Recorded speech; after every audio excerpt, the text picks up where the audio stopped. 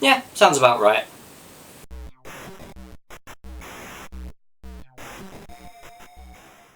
Jurassic Park and RoboCop are following the same trajectory. The first film is a watershed moment, still stands up and is beloved to this day, and then it just starts going downhill and downhill and downhill. It gets a reboot in our era, which is okay.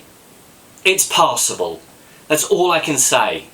Let's break it down. Jurassic Park is now fully functioning and has been rebranded as Jurrasic World.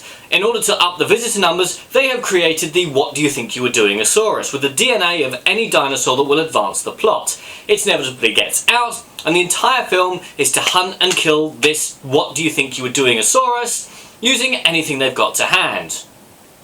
That's the plot. And I'm not the first critic to say that the way the Velociraptors acted in this film completely doesn't tally with how they acted in previous films. It's how to train your Velociraptors. The CGI looks amazing for the most part, but there are some times when it's really obvious, and it shows that practical effects in a film like this are essential. If you make your film about the action and the special effects over the characters, then the action and special effects have to stand up, and at the moment they do, but they are going to age very quickly. I don't remember any of the characters' names. I barely knew any of them. They were given very little backstory. Wilson Fisk came up with this bizarre plan to sell dinosaurs to the military because Velociraptors in the middle of the battlefield makes for a good idea. How the hell did this park get insurance? Or does everyone who comes on board sign a death waiver? There are some good moments in this film. There are some beautiful scenes. There are some moments that are amazing. There's one scene in particular that brought an onion ninja to my girlfriend's eyes. But moments, they're lost amongst this orgy of noise and explosions and dinosaurs screaming. They're not even dinosaurs anymore, they're cartoons. I don't want to compare this to the original because it is its own film, but it is in love with the original, and it pays so much homage to the original. I spent the entire film thinking, yeah, thank you for reminding me of the infinitely superior original film.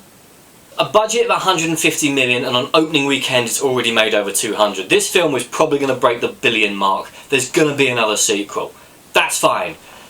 But for the next film, I want them to bring back some of the depth. In the original film there was depth, there was debate. We have done this. Should we have done this? They try to bring that into this film, but it's just snippets, snip, and then it's dismissed, never to be mentioned again. Director Colin Trevorrow's previous film was in 2012, and it was called Safety Not Guaranteed. And he has gone straight from an indie time travel film to Jurrasic World. I mean, he does a serviceable job, but I feel that he's slightly out of his depth. Jurrasic World, it's fine. Plot makes sense, but it's, if nothing else is on, go and see this. If nothing else is on, see this and get ready for the inevitable sequels that they hint at so heavily in this film. Jurassic Park is one of my favourite films. It's a film I love. When it was IMAX re-released in the UK last year, I went and saw it twice.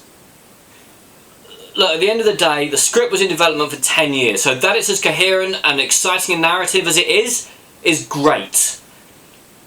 But it's just a popcorn movie, and the original was so much more. You want my honest opinion, guys? Forget this one. Don't bother. Pop the original on a DVD player, or I'm sure it's on a TV channel somewhere.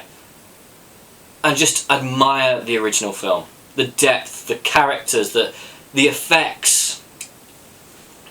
Because to be honest, that's exactly what I'm doing tonight. I'm Daniel, this is a Donkey. If you enjoyed this video, please like, share and subscribe.